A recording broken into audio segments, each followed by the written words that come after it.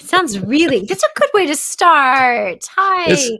Hi. Should we start over again? I'm so glad to see did you. I'm glad to see you too. Hey, Or uh, not see you. I didn't know we officially started. Did we officially start? We could Would just you officially. we can Let's start whenever you wish. You Okay. ready? You know what? Let's just roll with it. Let's Okay, just I'm roll gonna take a with sip. it. Sip. Yeah, it's good to see you. Last time, um, excuse me.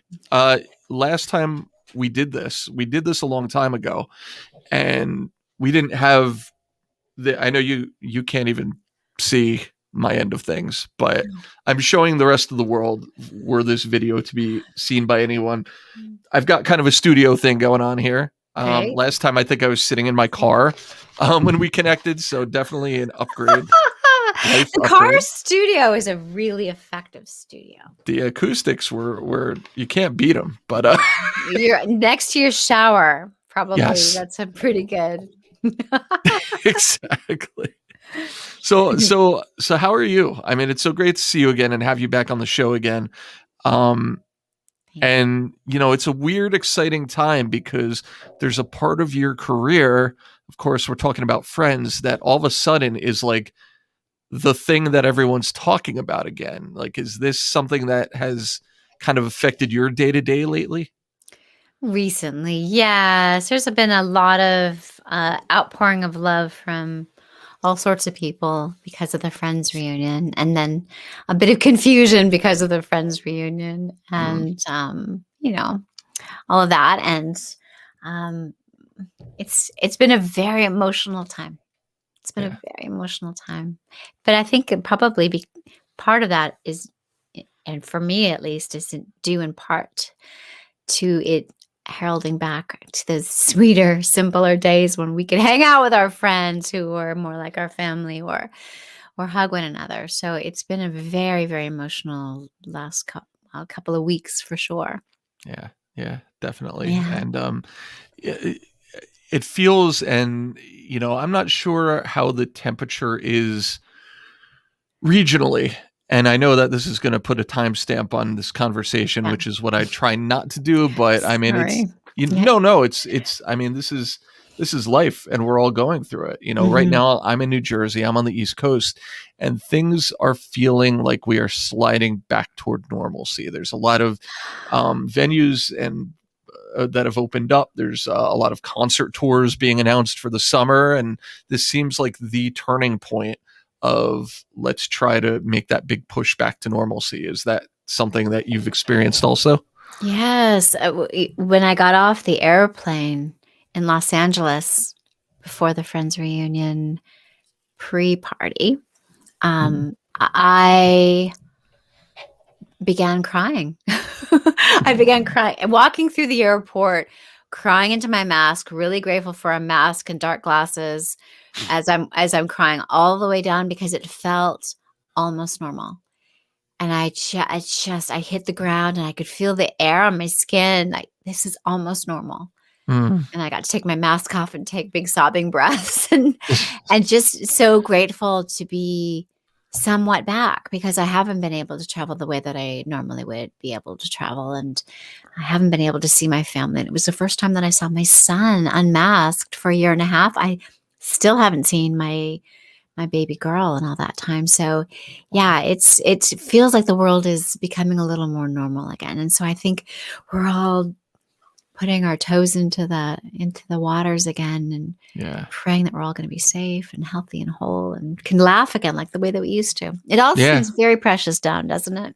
It really does. It really has, I think, kind of reinvigorated all of our feeling about the priorities in life and really just kind of noticing what's around us and what we've had and what we haven't had. And Yeah. I just hope it lasts for a while because it's going to fade and we're going to get spoiled again. But Ah, hopefully, do you think, I think about the way that the depression had made our parents, I don't know how old your parents are, but my mom is still like, I wouldn't say hoarding, but when something good comes in, she wants to hold on to it and yeah, then regift it quickly.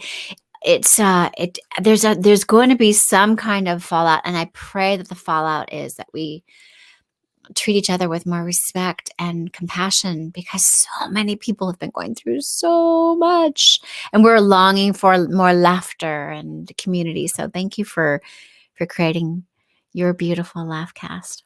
Hey, thank you for being a part of it. And I want to right off the bat thank the, I don't know, billions of people between you and I whom we have heard from since we announced that you were coming back on the show. The whole idea was, let's reach out to the listeners of the show. Let's reach out to your fans and send us your questions. We want you guys to be the host of the show. We want you guys to kind of dictate what we're going to talk about and the questions that we'd like you to tackle here. So this makes my job very easy, but we've got a wide variety of stuff to talk about here. And, you know, this isn't something that I was specifically going to ask. Excuse me. And, but it was mentioned in a lot of different tweets and emails, etc., that I received. Since you brought it up, you talked about the Friends reunion. It's something on the minds of many of your fans. You know, there was some kickback that I saw, certainly negatively. You know, why wasn't Jane a big part of that reunion? You know, why shouldn't she have been a big part of that Friends reunion? What was your any discussions about the reunion, your involvement with the reunion? You said that you were at a sort of the pre-show party for it. How did that go for not just yourself, but so many people in the Friends universe whom I think people are probably saying the same thing about? Oh, you know, I'm touched that people wanted to know. And then I started to get some kickback from people, just even through Instagram. I have a humble following there. I don't have the millions that my friends have, but I'm so humble in there, and starting to kick back from the LGBTQ community. Like, why weren't you representing us? It's Pride Month of all the times for you to be there. Why weren't you there? And I think, I was startled and touched, and it makes me cry a little bit, because the truth is, despite what the fabulously talented director and executive producer of the show had reported, the truth is I'm on camera. Someone's walking in. Super creepy. Super creepy. Just walking through the screen. I'm on camera and I'm being recorded. I'm live. That was about to be an emotional revelation. It's perfect. Perfect, a little levity in it. But the truth is, he had said that of course, you know, there's, with the time constraints of an hour and 45 minutes, that they had reached out to so many of the co-stars and they couldn't make it work out with their schedule and their bubbles and all of this kind of stuff. But truth, I wasn't invited, and Jess wasn't invited, and there were many that weren't invited, I'm sure, unless they invited everybody but the two of us. Yeah. So I believe that it was a creative decision, who they would want. And I love who they chose. I love that Maggie was there. I love that Elliot Gould and Ms. Pickles were there. I just love these, the wonderful ones that were able to be a part of it.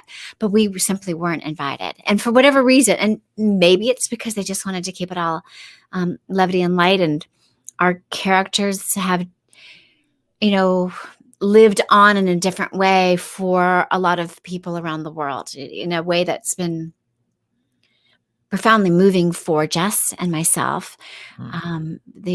It's really made a difference to a lot of people in their ability to come out to their families, or their ability to, you know, just be brave in their love. It's opened up conversations for people. And so it would be hard to talk about our role without there being an edge of, wow, what we've just come out of, you know, this climate of the world, and how things have not progressed nearly as quickly as we thought they would. Not that we thought we'd change the whole world with our wedding episode, but at least we thought we'd be a lot further down than we are right now. So perhaps that was all a creative decision. I had I had the joy of renewing my friendship with Marta Kaufman, and after the reunion, she reached out and she said it was beautiful. It was really, really touching, and that wasn't her choice to make for this. So I simply don't know why we weren't invited. We just weren't. And had we been invited, we would have been honored. We would have just sat and cheered them on. So instead we just cheered. Well, I cheered them on from my friend's couch with my son beside me. Jess is shooting in Nova Scotia. So she didn't have a chance to see it, but we certainly have talked about it. Yeah. Okay. Well, and look, I mean, like I said, I mean, the thing is that in the end, it's a less than 2-hour special that's supposed to encapsulate nearly a decade of this great show with a lot of significant, memorable moments. You guys, of course, yourself and Jess were such a huge part of that.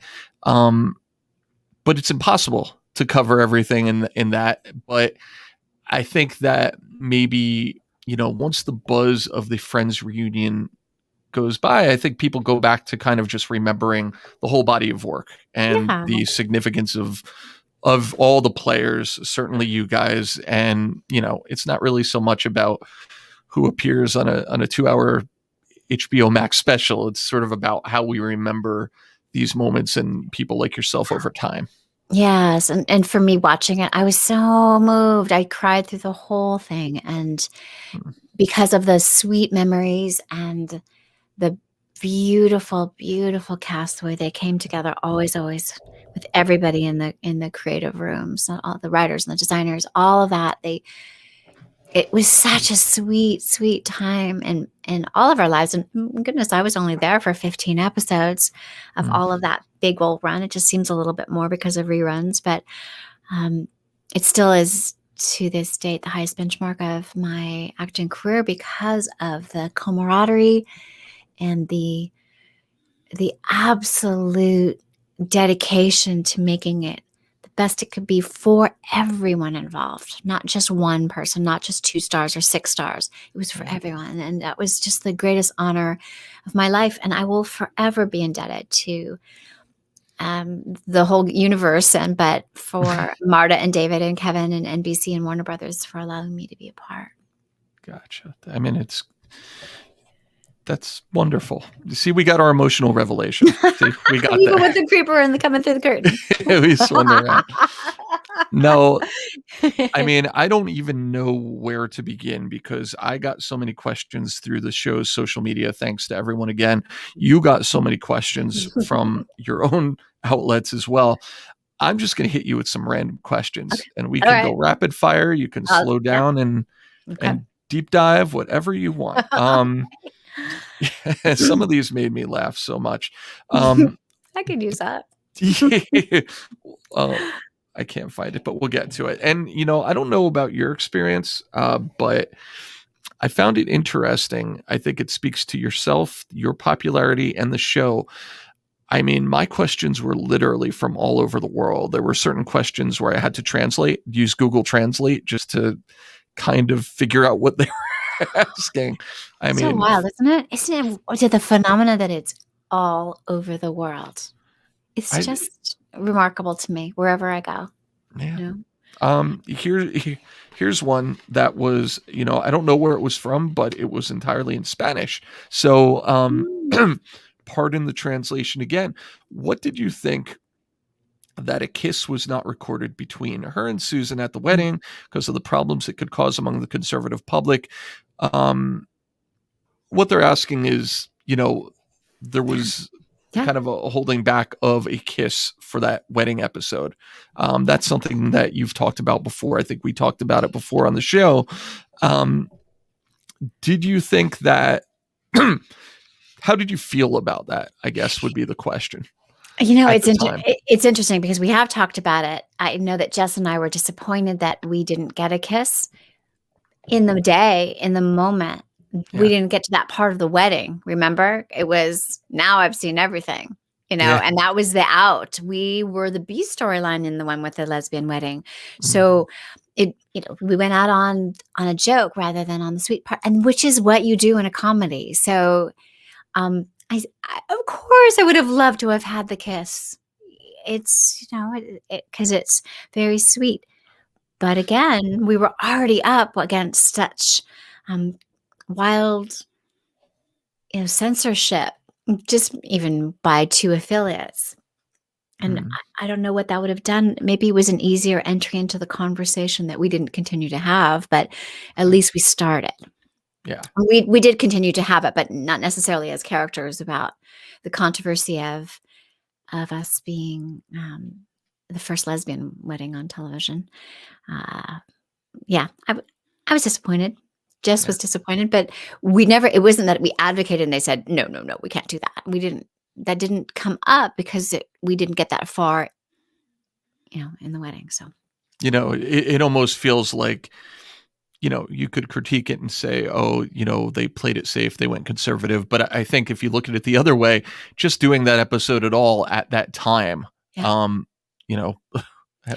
what year was that at that point? That was 1993. Wow. And Candace Gingrich, Newt Gingrich's lesbian sister, who was part of the Human Rights Organization. I don't remember if she was the head of it at that point, but she was our officiant. So we had extra eyes on that politically as well, which I thought was really beautiful.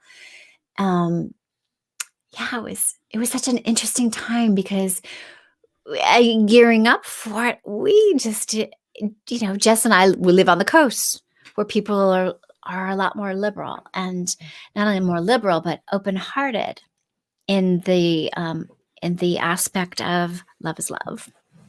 And so we didn't even think for a moment that would be any great big thing. And there it was. And so I guess I had a little bit of, I certainly was still in mommy swirl. I was still in brand new mommy world. So I wasn't thinking too much about the political aspects until all that stuff started happening. And then we began doing the talk show circuits and things like that to talk about it. Yeah. So, it was a thing. It was a thing. And you know what? It kind of has become a thing again, hasn't it?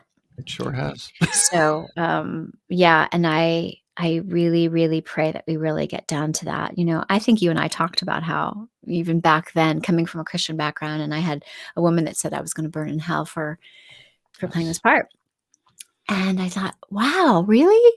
Where do you see this in your translation? So, I think you and I talked about that I had gone through and I was really studying as best I could from this wonderful book that a great Episcopal priest had written just about what the Bible really says about homosexuality.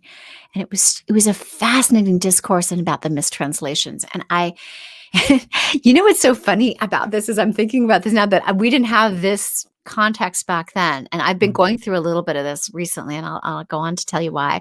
But the fake news went all the way back to like the Bible. It was the mistranslations of what those words actually meant. That was fake news way back, 2,000 years ago. I mean, really think about it. So here we are again.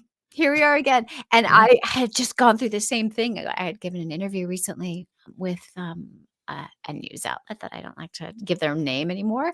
I won't. I'll do my very best not to poke my nose into their world. And again, because it doesn't matter what I say, they will, even in print, add adjectives or draw conclusions that are absolutely false or divisive. So again, I am so tired of this divisiveness. I actually posted today on Instagram that after I do this, I'm going to take a nice long rest from press because I feel so burned out by people trying to create controversy where there is none. I mean, everybody in the cast loves one another.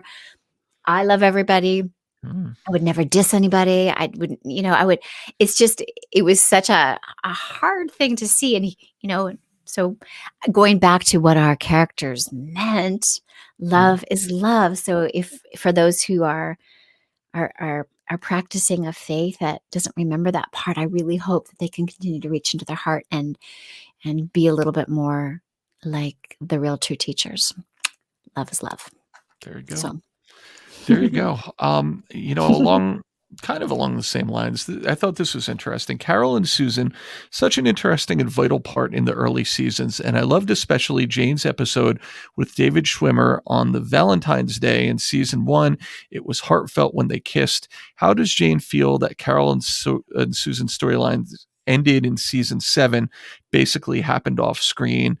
I mean, it's kind of two questions in one, but yeah. I do want to bring up the part about, the scene with you and David and sort of that kind of gray area of, changing the course of your life, but then still that connection that the two characters that Carol and Ross still had and still felt for each other. I feel like that's something that back then, even then, was pretty progressive just to at least show some sort of a, not so black and white type of situation where there could still be, uh, you know, the love, the affection, on some level, the attraction between the two. It doesn't just go away because you decided to, go in a different direction in life. Was that something that occurred to you back then, that, kind of reconnecting even for that moment with Ross was like a thing that was kind of cool to show? Yeah, I still get tears. I might have tears in my eyes just thinking about it. And I was definitely under a lot of hormones because I had just delivered my baby, just a week or two before. And it was interesting because Marta had just told me that it was that episode that they decided to keep me on. I was only supposed to be there for 2 weeks, 2 episodes. That character was just a boop, boop, go away. But because of that scene, they decided to bring us back, which was lovely. And when I came on my first day and knowing that Anita I thought that she just wasn't working out. I didn't know, I didn't know anything of the story. I just knew that I wanted to go in there and ask them, since I hadn't auditioned for it, how do you want me to play this character? And he said, well, how would you like to play it? And I said, I want to play it for love. He said, and that was David Crane. He said, please do. Mm-hmm. And so when we got to the one with the candy hearts, the Valentine's episode, and David and his just consummate talent and his beautiful hangdog, I'm in love. I mean, and the truth of his acting is what made that comedy so great, and why it was also so touching for his relationship with Rachel, his character's relationship with Rachel. Yeah. So when he handed me this line, so we were, we were good together. It really was a moment that just rose from my heart where he needed to. I mean, I felt his love. I felt it bounce against my heart and go back out. And that's when you're in the presence of not only great talent, but really good writing. And so altogether, it was just a really lovely moment to play that, just because you have, fallen in love with somebody else doesn't negate what you had. And there was a baby inside of me. And so there was, not in reality at that point, but there was inside of this character. And so all of that just made something really precious and juicy. So I'm glad that you responded to it. And thank you. Thank you for saying that. I really loved that episode. Oh, great. Yeah. It is a popular opinion. Well, there's a 2-part to that. What was the first part was about play. How was it to play? Because it was just so tender and so moving for me. Yeah. And then they followed up. This is kind of a totally separate question, but they basically insinuated, and I don't remember the exact timeline, that Carol and Susan's storyline ended in season 7. Oh. Is that what you would? Yes, it was over in season 7 because I only have through the 7th season DVDs. Okay. That's how I know. That's awesome. I know. It made it really easy for me to figure out the dates. So my son was born. Let's see, I started work 2 days after he was born, so I know exactly when I started work. I just picture you. They sent you the whole set, but you just picked the last couple of seasons and right in the trash. No. I don't need those. No. No, I just had the 7, and that was that.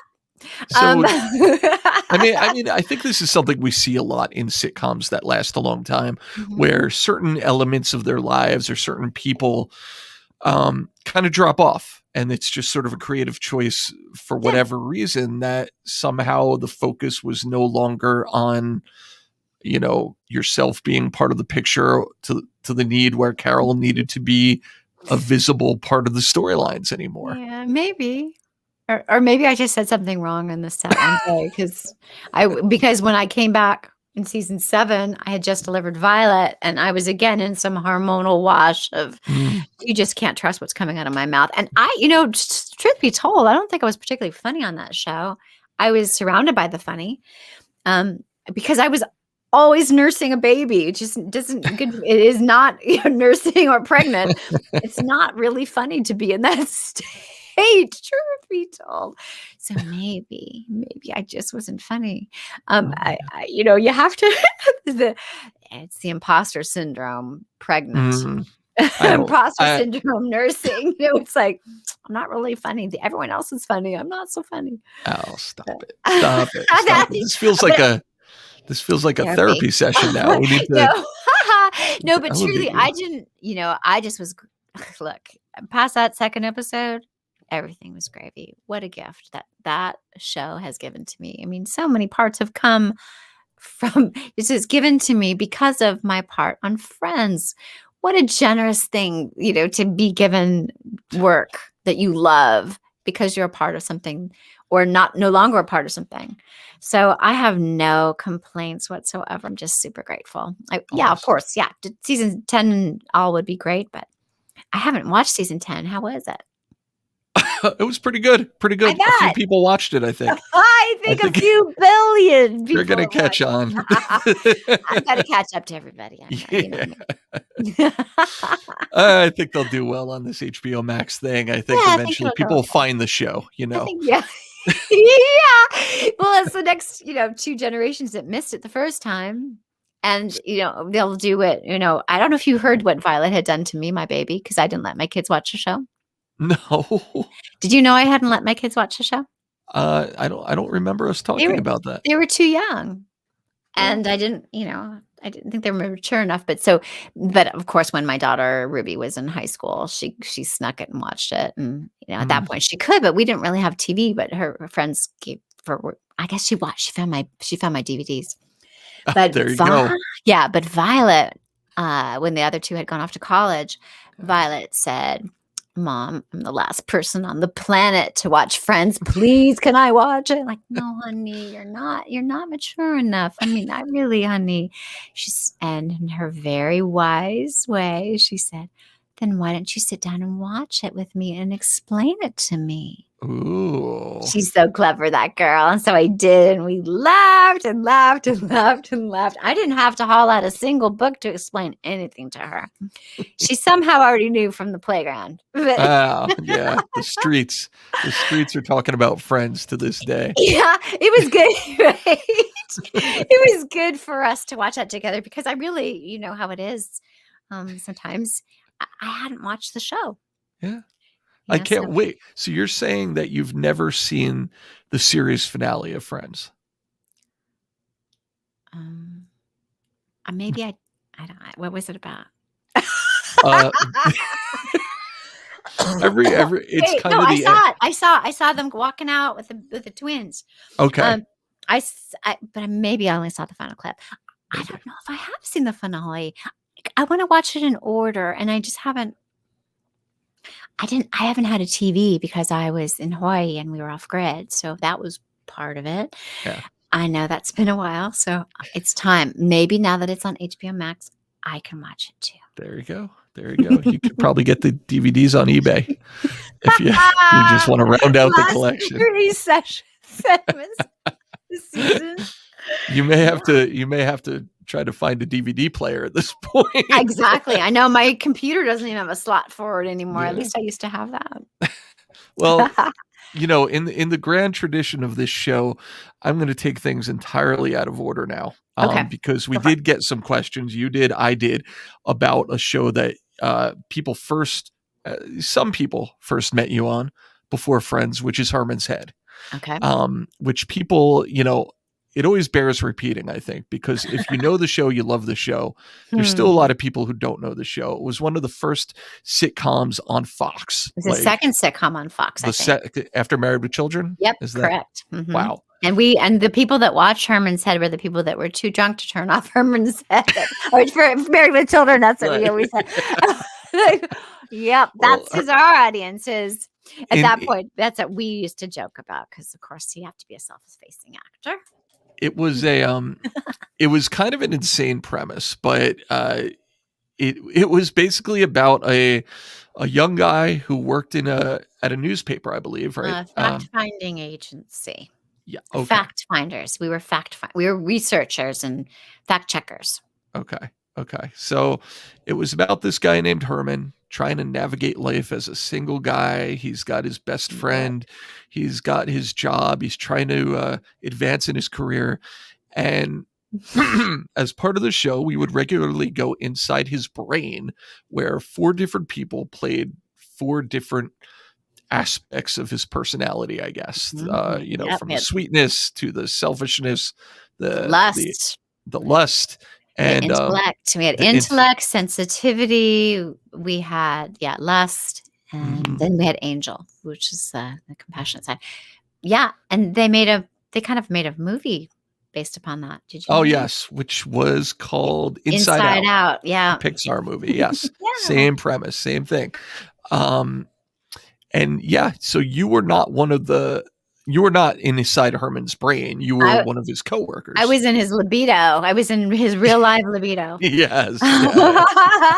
Yes, I played Hetty in Herman's head, and what a gas we had on that show. I'm getting myself using that expression too because it was so much fun working with the people that were in the brain. Kenny Campbell, Molly Hagan, Rick Lawless, and Peter Mackenzie, who a lot of people know these days. They were just brilliant improv actors. And then in the office, we had Yardley Smith and Hank Azaria, who were just kicking booty on Simpsons already. And then Jason Bernard. And then, of course, the brilliant Billy Ragsdale, who was Herman. We had a blast on that show. And to bring it around for full circle, I don't know if you remember that Jennifer Aniston played Herman's little sister. I did not remember that. That's crazy. And the funny thing was, because at the time I was first engaged and then married to one of the executive producers that was brought on after the pilot, I knew what they were saying in the producer's booth. They were saying, "Can we get her hair out of her face?" It was even then. It was about her hair. Yeah. She was so talented, but she's so funny. We just want to see more of her face because it was all doing this inside her. Isn't that funny? After all that time, that's amazing. Yes. No, well. I mean, the first question we got, and I think this is a really good one. And it's especially interesting, we talked a while back with Molly Hagan. I love Molly. We talked about the mechanics of the show, which sounded very complicated, very insane. Basically, you watch the show, you're shifting back and forth between the office setting and inside Herman's brain. And they used to do that kind of in real time as much as possible, like in front of the studio audience. So it would be almost this play going on where all these different people were on different sets and had to kind of interact or time themselves to interact in real time. What did you learn about just sort of the flow and the rhythm of being on a sitcom on Herman's Head? Did that prepare you for what was to come? I had gone from soap opera world to the famous Teddy Z with Hugh Wilson right after my Santa Barbara days. So when I went to Teddy Z, we were in the field of faster, funnier. And so that was the Hugh Wilson style of sitcom world with Johnny Cryer and Alex Rocco. And then when I went to Herman's Head, it was a way different rhythm. And for me, I just made this joke that they would tell me that I had to lean into the jokes like an old Jewish man, which I had no context for because I wasn't old, I wasn't Jewish, and I wasn't a man. So I couldn't ever quite figure that out. But they like to hit those jokes a little harder in a different way. So this back and forth bit, it was mostly a camera thing. And like I said, the brain was this incredibly talented improv group all on their own. And then they would go work out with, I don't think they were working out the Groundlings, but golly, I can't remember where they used to go work out back in the day. Actually, because that was 92 when we were on that show. So I remember the brain would do their rehearsals together, and then we all would do our rehearsals together, and then we would start mixing it up so that we could get our cues back and forth, and they would run the cameras down this way and run the cameras here, but they were. It was a really fun show. I loved that show. We had a blast. Yeah. I really did. I'm so grateful for my career. My goodness, I've been working with the most talented people. I still don't know how I got on these shows, but I'm really, really grateful.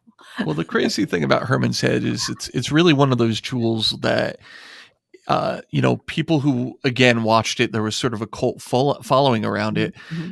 But there's really nowhere to find it now. I don't think it's. We made streaming 72 episodes, and you have to have 75 for syndication. Mm. And I don't know if this is true, but I did talk to one of the producers afterwards. Like, why the heck haven't we gotten? I mean, there's shows that were on for just 2 seasons and they're syndicated. Sure. And they said that basically that Whit Thomas was richer than God, and there was no reason. They had no reason whatsoever, no financial reason whatsoever to sell that show in syndication. Like, but what about us? That would be really that could be super handy. We're raising our families. That could be super duper handy because at that point we weren't getting megabucks because Fox was a brand new network. For our Christmas presents. While I guess I remember, I think it was, could Will and Grace have been on at that point? There was, I feel like no, but there was a show, and I remember them getting Boxsters for their Christmas present, and we got a can of popcorn for our Christmas presents. And as much as I liked having that tin of popcorn, I'd rather make my own air pumper and have a new car because I was a brand new. I was like driving my little Jetta, and I was really super happy. No, it was just the disparity, and it's totally fine. I mean, obviously they completely deserve their Boxsters, but I just thought it was a really funny thing, and so it would be super. If anybody from the old Whit Thomas days has the power to move us into syndication, we are putting children through school. So it'd be super handy. The word is out now. Put it out into the universe. Put it out to the universe. Let's move all this around so people could have some more comedy. No, it's not money motivated. We just need more laughter in the world. Yeah. It was fun. Well, and I think just to kind of round this out about Herman's Head, I think many people might be surprised who only know you from Friends and maybe conversations like this. They might be surprised to know that your character Hetty, not the nicest of people. So you were kind of playing certainly against your actual personality and against maybe the personality of the character that people know you best for. Hetty was a nasty woman at times. If I had no face, I could do better than you was one of her classic lines, because she was so mean to every man who ever tried to pick up on her. She was all about the money. The status. But it is funny though, because if in the earlier days, if you'd look at my bio or IMDb, something, whoever writes those things, it says that Jane Sibbett is known for playing a bitch or playing the ice queen. And I had been like Clarice from It Takes Two was really mean. Mm-hmm. My character in Au Pair, which was ripped off from Clarice from It Takes Two, was also, I played a lot of icy cold, mean, bitchy blonde characters, and then Friends, everything changed. I began to play, loving, warm mom. For the fans of Herman's Head, where do you think Hetty would be today? She'd be some cougar probably out there. Well, wait, did Licking. we leave off with her and Herman together? I don't You know, remember. it's so the funny thing is, I remember that we buffed the boss's desk with our backsides for sure. I do remember that episode, and my former husband wrote that episode. I'm like, "How are you sure?" He's like, "Yeah, it was hot." Like, really? Okay. Um, what's funny? I don't know if you remember this better than I, because again, I was pregnant. I was pregnant a lot in those Yeah, days. really. It's like your superpower. It was whenever I got pregnant, I got a new series. It was awesome. And then my manager used to say joke about that. But I remember that the last thing I- that I remember romantically on the show was that I was with Jay. Do you remember that? And Hank Azaria and I were like kissing under the desk. Oh And my God, no. and it's and I remember it being a really nice kiss and thinking, it's kind of a good idea that this isn't going on, because that was a really nice kiss. Um, ah, it's just I can't even remember why I can't remember anything else, but I just know that I was paid to kiss him. It was not a sneaky kiss from one actor to another. You don't, it was a just long a time bonus. ago. I 90. don't. Yeah, I don't remember how the show finished off. So I don't either, because we thought we were getting picked up. yeah. So Oh, so it was like a cliffhanger type of thing, maybe. maybe we ended on the kiss with Hetty and Jay, Hank Hmm. Azaria's character. He was, So gosh, every person in that show is so brilliant, yeah, so brilliant. yeah. Yeah, It'll come back somewhere, some way. It will you surface. think? Wouldn't that I'm be sure there's fun? ways to get it on the sly somewhere online. It's got to be posted out there somewhere. There are little bits and pieces of it for Yeah. sure. I've seen little bits and pieces on YouTube. Yeah, because someone had sent me the episodes of the famous Teddy Z also. Oh, I know the yeah. archives are out there, so somebody has them. Hmm. The Academy of Television and Motion Pictures probably in Hollywood has it, yeah. You know, I this is the most random question we got, so I'm going to ask it to you. And you already Alright. mentioned the movie It Takes Two. I can't believe we got a question about this is an Olsen Twins movie. For those who don't remember, Yeah, if you're um, 29 to 31, this is your movie. This was the movie you watched over and over on the DVD player, yeah. my my kids right now, this is an example of shows, decades later somehow, being discovered. My kids maybe about a month or two ago started becoming obsessed with Full House. So they are like Oh, living wow. through the Olsen twins and the whole thing like now. It's Wow. insane. How old are your kids? They are 6 and 10. Oh, it's perfect.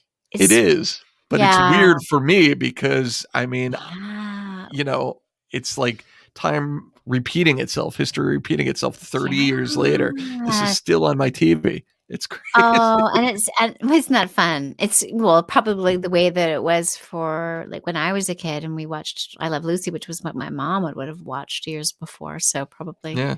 probably similarly. Yeah. The greats, the That's so greats come back. fun. That's so fun. Yeah, look what sweet girls they were. They were sweet girls. Was there a question about It Takes Two, or There just was about the same person? Danielle Baguette. I will call her out by name because she included it.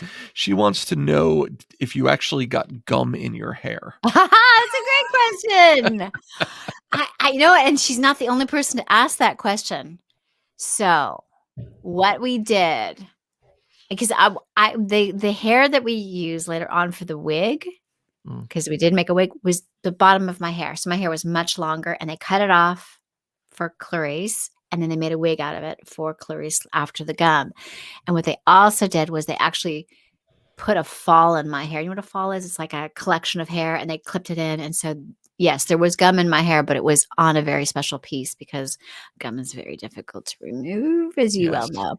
Do you know? You know what? A funny side story on that Mm, is that my little girl. I don't know if I told you this last time. Did I tell you about what happened to my little girl when we went to the premiere? no. My little girl took her best friend, and I think they were maybe 4.5 at the time, maybe 5. They had just turned 5.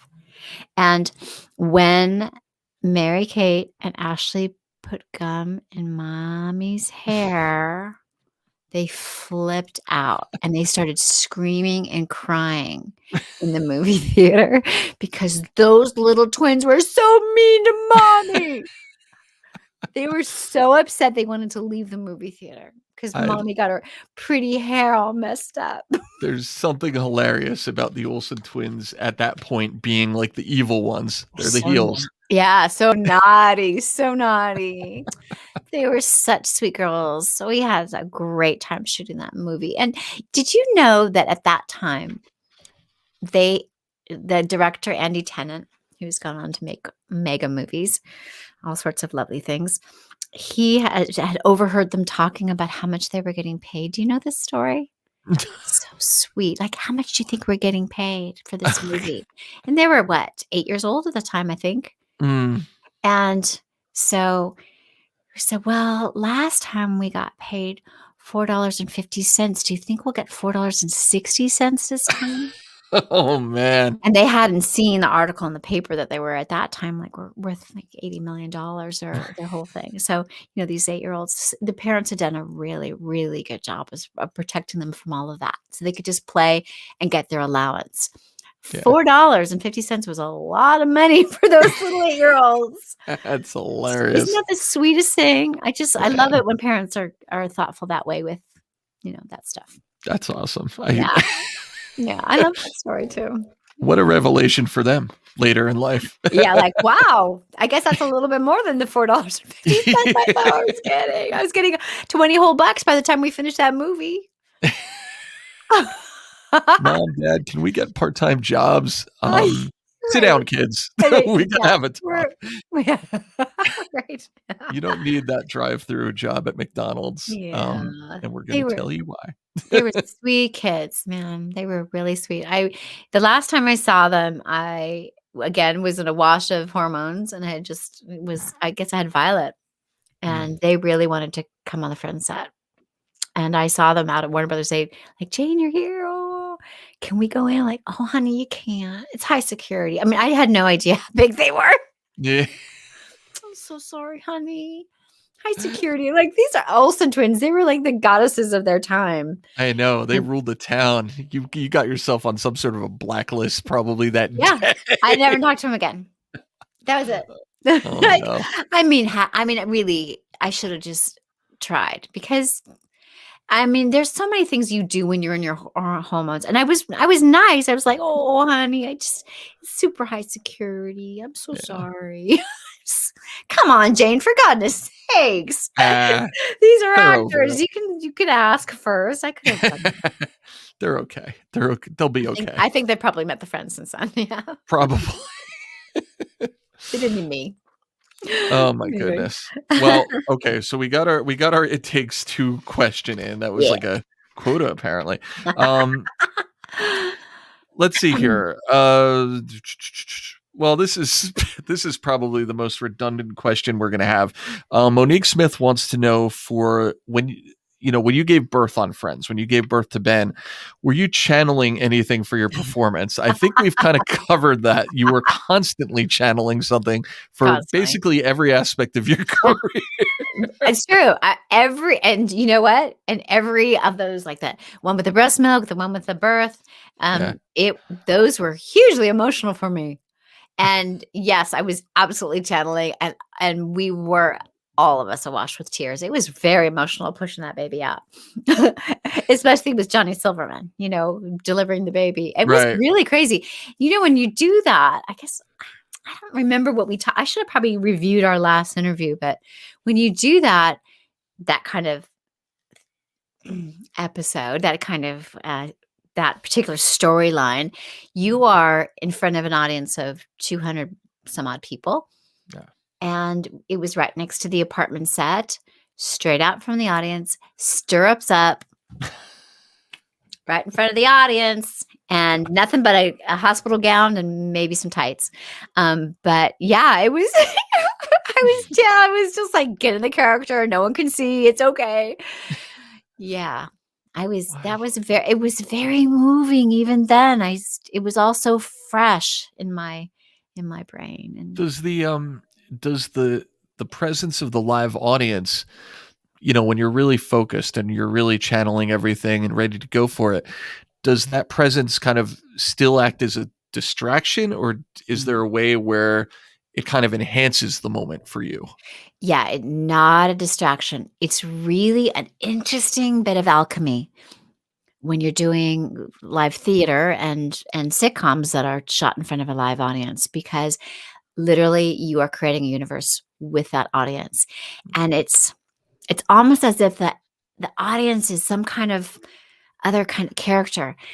I think even in the Friends reunion, I think that they spoke of this, how I remember Marta was speaking of that, wasn't she, when she was saying how they didn't really think about that they would go on with Chandler and Monica until the audience went woo, or was it all excited by this? It's completely true that there's this presence out there that informs you a little bit more.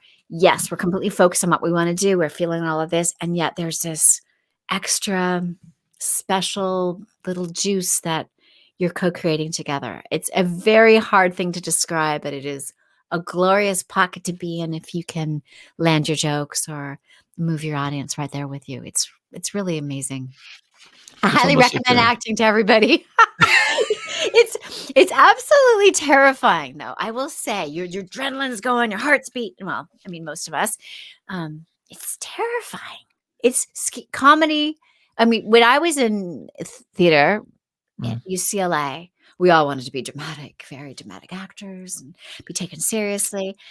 And, sitcom, I went from, to soap opera, and it was very dramatic. And I got onto a sitcom like, whoa, this is hard. This is the hardest thing ever. Who knew that this was harder than being dramatic? Or I could cry, no problem, but make people laugh or find the rhythm or listen to the joke. It became music. And I hadn't been raised in a family that was super funny, the way that my former husband's family is super duper funny. Yeah. I wasn't around that. So I loved learning this new language of comedy. And again, so blessed by the incredible mentorship of every producer and writer and director and the cast. Jimmy Burrows, my goodness, that man can mine gold. And I don't know, he really helped me a lot too. I remember a story somebody said about him where he was walking, like a typical thing he would be able to do is just kind of walk along where the cameras are and just kind of instinctively like move like in the angle of where the camera was focused without really even looking, but just having that sense of, getting the shot that was needed to improve just, what they were getting out of it. Just almost like I don't even know, like a telepathic sort of understanding of what was going on. Just he could feel it. That's really interesting. Do you remember who said that? I don't. It was not me, but I really appreciate that, and that would not at all surprise me. He's truly one of the best comic directors of many, and he gave me such sage advice, and I feel like I wish that I had been able to have him direct me more. I've had a lot of really good directors, but he gave some phenomenal acting advice to me. Yeah. He was talking about Jerry Burns from Dear John. Do you remember that sitcom years ago? And Judd Hirsch. Judd Hirsch was the lead. That's right. Mm-hmm. And is it Jerry Burns or is it Jerry Burns? Is that how you pronounce his name? I'm trying to picture who that was. He was the slimy character. He was he's slimy. Anyway, he was talking about how he said, Sibbett, you gotta have some business. You gotta have some business when you walk into a room. Okay. Like, whoa, what do I do? He said, well, let me just give you an example. And he said, like Jerry Burns, when he walked into audition, he told his entire story before he even said a line. He unwrapped a stick of gum and he put it on his tongue and he rolled it up. And it was like, that's the character. He was slimy. He was like, I'm going to smack my gum. It wasn't just had the way he was smacking his gum, but it was the way he curled it up. He made it so specific that it told a whole universe in just that one motion. So if you're on a Jimmy Burrows set, you can see other actors finding that little magic. And certainly Friends did that all the time. I mean, I see David, I mean, I don't, and I'm sure that everybody on the show, it was sprung from this kind of comedy that could do that kind of business. It Yeah. was brilliant. Jimmy Burrows, man, you know what he did with that Friends cast before they started, right? You heard the story, did The you? Vegas thing, that's The a pretty Vegas famous thing. story, yeah. So great. It's just brilliant. Just brilliant. Everybody should go to Vegas before they do a show. Right. And for those who didn't hear the story, the legend is that It's before the they started truth. Yeah. filming, yeah, absolutely. I mean, everyone is Legendary truth. Yes. Yeah. everyone has kind of confirmed this, but yeah, he chartered a plane, NBC chartered a plane or whatever, and just sent the whole cast to hang out in Vegas just to like bond and just boom, they were a And unit. play poker together. Yep. Yeah. And they didn't charter it. They own it. Warner Brothers has its Mhm. own flight. They have their own corporate jets. So they're groovy little Lear jets. And Nice. it was again, that's the right way to do it. Get your cast to like one another. And Courtney, again, was instrumental in all of that too, of like, let's all work together. Let's make this great together. She's brilliant. Brilliant. Yeah. How everybody should do this in every job, anywhere, not just if you're an actor. Oh yeah. Like, Yeah. we should really get together on like, how can we make this the best for all of us? No, I mean, more specific. I think any job, you get your team Mhm. together, Yeah. you fly them to Vegas. I just think that should be mandatory. Yeah. Go play some poker. Yeah, exactly. Excuse me. So Abby Walker, this is really nice. She wrote, not necessarily a question, but as a bisexual, I appreciate Jane's character. I feel like the fact that Friends had a same-sex couple in a lesbian wedding was so cool, kind of ahead of its time. I started watching Friends around the time my parents got divorced and my mom started dating her current wife. Seeing a same-sex couple in such a normal way in a TV show helped me. I always accepted my mom. I just worried about classmates and their opinions, and I wonder if she received any backlash, meaning you. But I want to thank her for playing that role because I needed to see that and see it not being a big issue. So it wasn't necessarily what you guys did, but the context and not to say it wasn't a big issue out in the media, as you talked about, but in the show itself, you guys were part of providing an image of normalcy for people that really did benefit from seeing that. So Yeah. that's So pretty cool. that's Abby Walker. Yes. Thank you for that, Abby. I really, really appreciate that. And I take that to my heart. I did receive backlash within my own family. I did receive backlash with my old church, but it all came around, you know. I think that I did tell this story the last time I was on the show, that my dad used to have Bible study at 8:00 on Thursday nights so that none of his friends could watch the show and he wouldn't have to deal with it. And it wasn't that he was vocally upset with me, like this woman who said I was going to burn in hell. Um, like, come on, really. But my dad just couldn't deal with it. And so when my godfather finally sent him an article talking about the positive impact the show was having and how much it was helping people, my dad relaxed and he realized it was actually a pretty good thing. And so we actually came to have peace before he passed over. So that was a good thing. And in terms of what other people I've met in the world who have expressed something similarly, I'm really grateful to be able to hear those stories.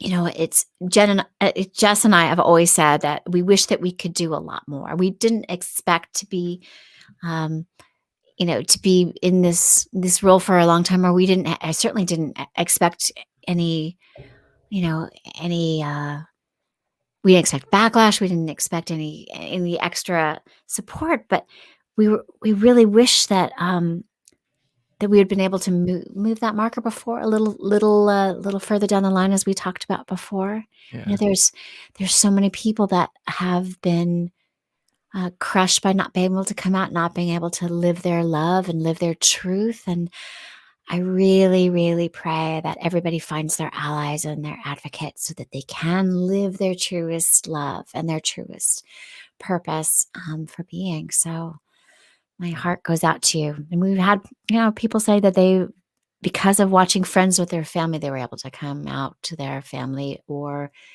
did you hear that story? How I received an award on behalf of a organization for gay parents with children, and he had said that if he had Carol and Susan as role models when he was a child, he wouldn't have tried to commit suicide so many times.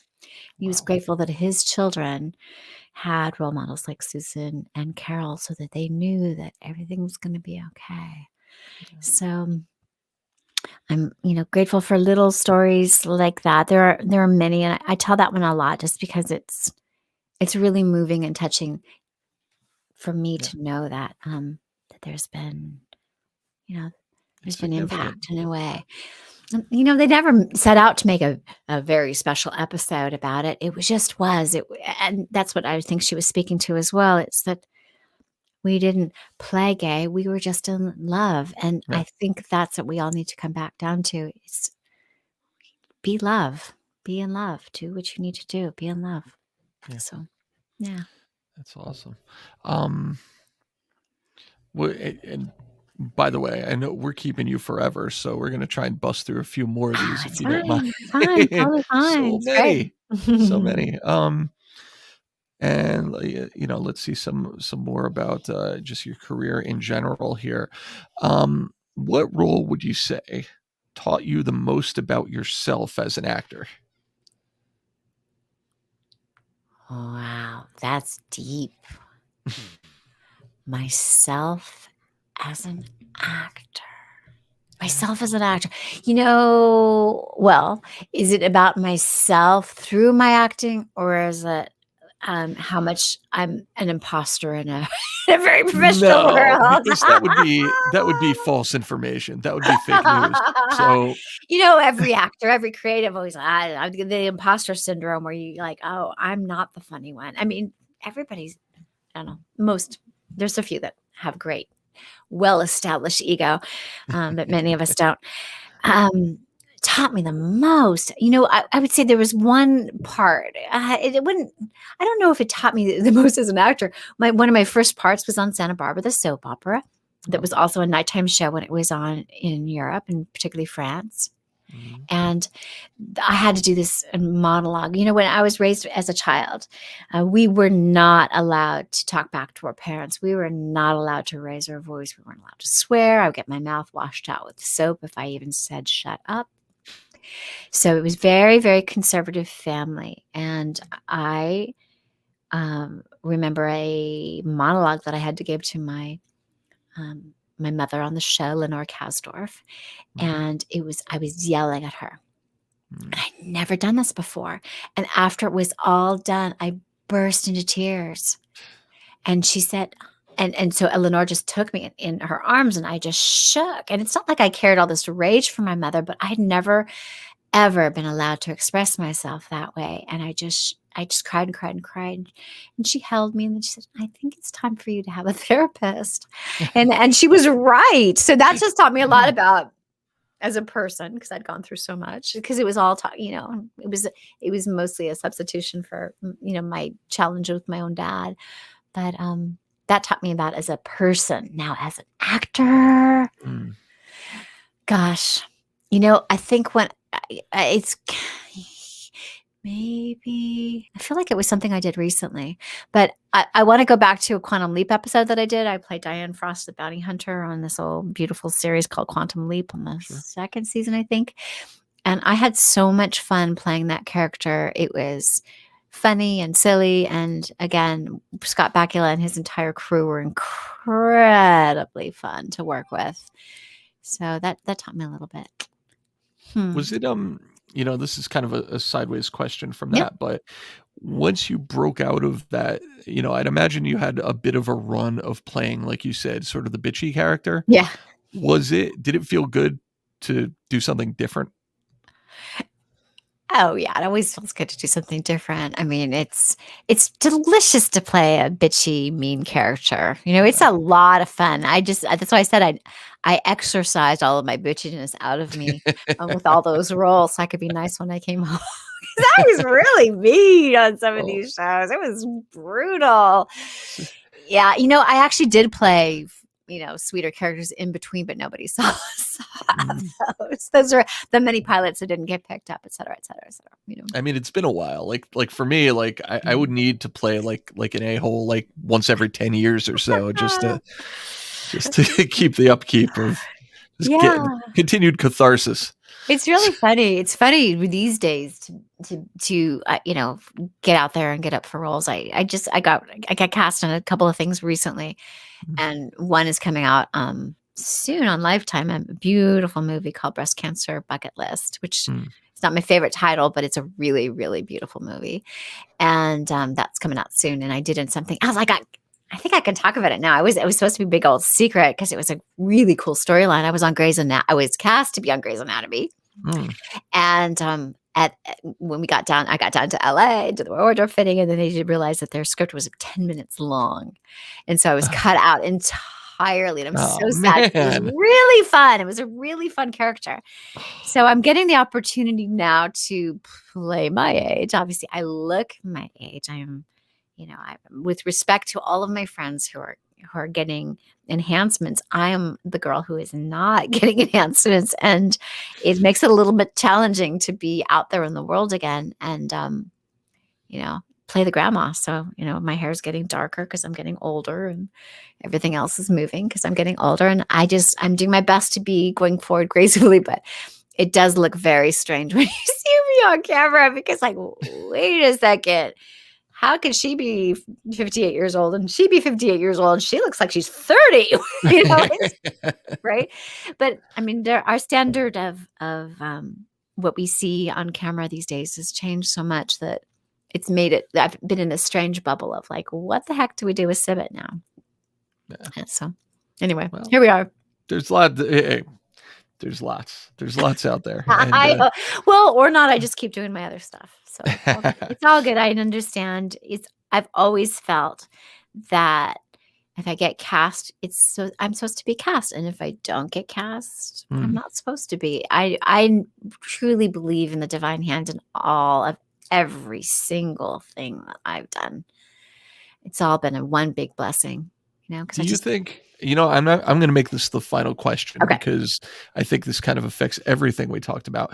Do you feel like that kind of thinking, like that belief, has helped you keep a level head throughout your career? Because nobody thinks like that. Everyone is panicking every day about getting that next gig.